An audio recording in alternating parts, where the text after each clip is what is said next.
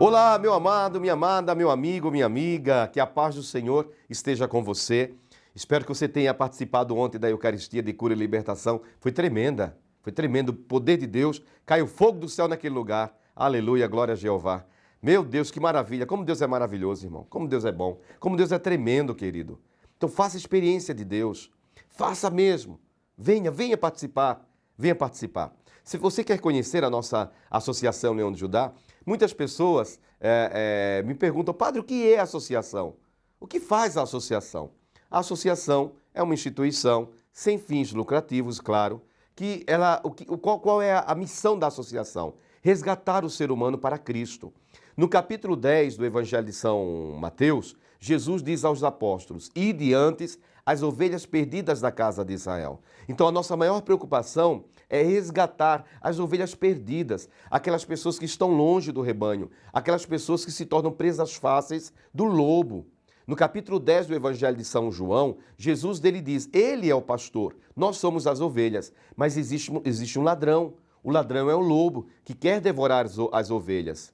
Então, a associação existe justamente para resgatar, trazer de volta para os braços de Jesus, para a proteção dos braços de Jesus, as ovelhas que estão perdidas. Não importa o que você fez, não importa as decisões da sua vida, não importam os seus erros, não importam os seus pecados. O mais importante é quando você quer Jesus, aceita Jesus, vem para Ele, Ele lava todos os seus pecados. Ele lava o seu passado, Ele lava os seus pecados, Ele dá uma nova chance, Ele tira você da sujeira, do monturo, como diz o Salmo, Ele tira você do lixo que muitas vezes você mesmo escolheu, ficar naquele lugar, mas não é o seu lugar. Você é templo do Espírito Santo, você é filho de Deus, você é filha de Deus, você é templo do Espírito Santo, você para Deus é precioso, você é preciosa para Deus.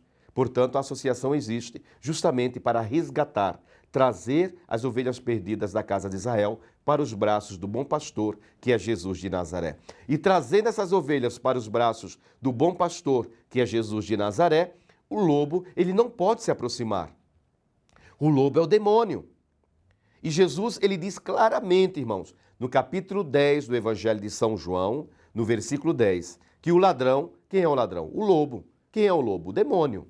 Jesus é o bom pastor. Ele conhece cada ovelha pelo nome. Nós somos as ovelhas. Eu sou ovelha do rebanho do Senhor. Você é ovelha do rebanho de Jesus. O lobo é o demônio. E Jesus, ele diz claramente, no capítulo 10, do versículo 10 do Evangelho de São João, que o demônio, que o lobo, o ladrão, vem para matar, roubar e destruir. Matar, eu já expliquei uma outra ocasião, mas eu repito, ele não pode tocar a vida. Está muito claro no livro de Jó, no capítulo 1, quando Satanás ele faz um desafio a Deus. Que se Deus permitisse que ele tirasse tudo de Jó, Jó iria blasfemar Deus, contra Deus. Jó iria abandonar Deus. E Deus permitiu. Tudo é permissão do Senhor. Muitas vezes Deus nos deixa passar pela prova, não porque Deus não nos ama, é porque a prova nos leva à confirmação da fé. Está muito claro no livro de Gênesis 22. Abraão é nosso pai na fé e ele foi provado. Ora, se o nosso pai Abraão foi provado e foi aprovado, é o mais importante, ele foi provado e aprovado. Naquela ocasião em que ele levou Isaque, o seu filho amado, no Monte Moriá. Então diz a palavra de Deus que o demônio, o lobo, o ladrão, vem para matar. Como eu falei, ele tocar na vida ele não pode, mas ele pode levar a pessoa à morte. De que maneira? Espírito de suicídio, obsessão pela morte, uma pessoa que vive obcecada pela morte, ouvindo vozes para matar alguém, para se matar, isso é obra diabólica. E somente com oração e jejum nós podemos expulsar esta casta de demônios. Então, o primeiro ato, matar. Como eu falei, o demônio não consegue tocar na vida, mas ele pode levar a pessoa à morte. Ele fica instigando a pessoa, instigando. Ele fica ali, olha, batendo naquela tecla. E a pessoa, muitas vezes, por não ter uma experiência de Deus, não ter a força do Espírito Santo, acaba cedendo. Primeiro, matar.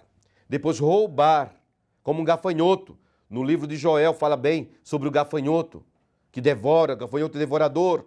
É o demônio, é a obra diabólica, que vem roubar a sua saúde, roubar o seu dinheiro, roubar a sua alegria, roubar a sua paz, roubar a sua fé.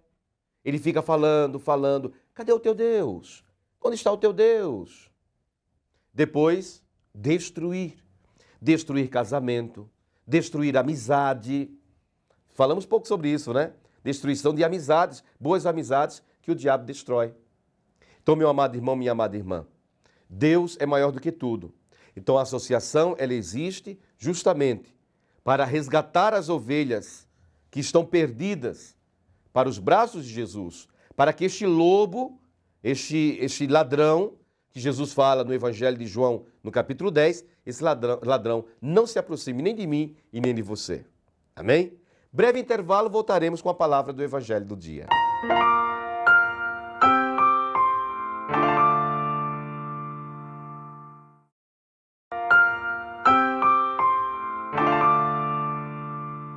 Vamos lá, amado, amada, para o Evangelho do dia.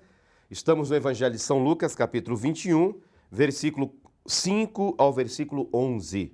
Versículos 5 ao versículo 11. Como chamassem a atenção para a construção do templo, feito de belas pedras e recamado de ricos donativos, Jesus disse: Dias virão em que destas coisas que vedes não ficará pedra sobre pedra. Tudo será destruído. Então o interrogaram: Mestre, quando acontecerá isso? E que sinal haverá para saber-se que isso se vai cumprir?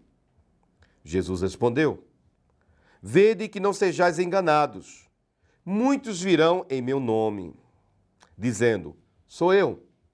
E ainda: O tempo está próximo. Não sigais após eles. Quando ouvirdes falar de guerras e de tumultos, não vos assusteis, porque é necessário que isto aconteça primeiro, mas não virá logo o fim. Disse-lhes também: Irão levantar-se nação contra nação e reino contra reino. Haverá grandes terremotos por várias partes, fomes e pestes, e aparecerão fenômenos espantosos no céu. Palavra da salvação. Irmão, irmã, no credo, tanto no credo niceno-constantinopolitano, que é o mais longo, como no credo apostólico, que é o mais curto, credo, a palavra credo vem de creio, porque antigamente, na liturgia antiga, o creio era rezado, era proclamado em latim. Credo em unum Deum, creio em um só Deus. Então ficou somente a primeira parte, credo. Hoje é claro que ninguém mais fala latim, nem mesmo a igreja. A língua oficial da Igreja Católica ainda é o latim, por tradição. Mas hoje os documentos já saem em italiano e do italiano saem para as outras línguas. Enfim, mas credo significa creio. Então no credo, ou seja, no creio, tanto o niceno como o apostólico, nós temos lá que cremos que Jesus voltará para julgar os vivos e os mortos. Jesus voltará. Não sabemos o dia, não sabemos a hora. No capítulo 13 do Evangelho de São Marcos, Jesus diz que ninguém sabe o dia e a hora da volta do Filho do Homem. Ou seja, Filho do Homem é um título dele, de Jesus. Filho do Homem é ele, Jesus. Então ninguém sabe o dia e a hora da volta de Jesus. Ele virá uma segunda vez. A primeira vez, ele veio como servo. Ele veio para morrer por nós, resgatar a nossa vida pelo seu sangue derramado na cruz. A segunda vez, não. Na segunda vez, a segunda vinda de Cristo será com glória, majestade. 1 Tessalonicenses, capítulo 4, nos ensina claramente que ao toque da trombeta celestial, Jesus descerá cheio de glória e majestade para julgar os vivos e os mortos. Ele virá uma segunda vez como juiz. A primeira vez ele veio como servo. Não veio com ostentação, não veio com barulho, não. Nasceu de uma mulher pobre, uma jovem chamada Maria. Nasceu numa cidade pobre chamada Belém. E a palavra Belém significa casa do pão. É o que significa a palavra Bethlehem, que significa casa do pão. Só uma curiosidade, irmãos. Vocês sabiam que a única língua no mundo que a palavra da cidade, o nome da cidade onde Jesus nasceu é chamada Belém? A única língua no mundo é na língua portuguesa. Em todas as outras línguas se fala o nome original. Bethlehem, Bethlehem, Belém. Só na língua portuguesa é que se fala Belém. Enfim, apenas uma curiosidade. Jesus nasceu pobre, humilde, mas ele voltará uma segunda vez cheio de glória e majestade. Não mais para morrer numa cruz, porque o sacrifício dele foi único e perfeito, como diz a carta aos Hebreus. E diz a palavra de Deus que, antes da volta de Cristo, acontecerão grandes coisas, guerras, fomes, pestes. Por que tudo isso, Padre? Porque o profeta Joel nos ensina claramente que, quando o Senhor voltar, ele encontrará um pequeno resto, um pequeno povo que estará fiel a ele. Porque, diante de tudo isso, muitos vão apostatar, vão perder a fé, vão abandonar a fé, vão renunciar à fé. Mas aquele que perseverar até o fim será salvo. Grandes sinais, nação contra nação, fome, peste. Acontecerão coisas grandiosas no céu. Mas aquele que permanecer fiel, aquele que permanecer na fé, este será salvo. Este será arrebatado e contemplará a face do Senhor na glória celestial. Meu amado irmão, minha amada irmã, não nos assustemos com a violência. É claro que é difícil, mas não nos assustemos com as guerras, com a violência. Não. Por quê? Porque tudo isso faz parte de um plano de restauração da nossa fé. Que a nossa fé seja restaurada, que ela não seja destruída, pelo contrário, seja restaurada. Em nome de Jesus de Nazaré. Aquele que perseverar até o fim será salvo. Seja fiel. Seja fiel, como diz Apocalipse 2. Ser fiel até a morte e te darei a coroa da vida. Deus abençoe a todos e até amanhã, se Deus quiser, em nome de Jesus, o Leão de Judá.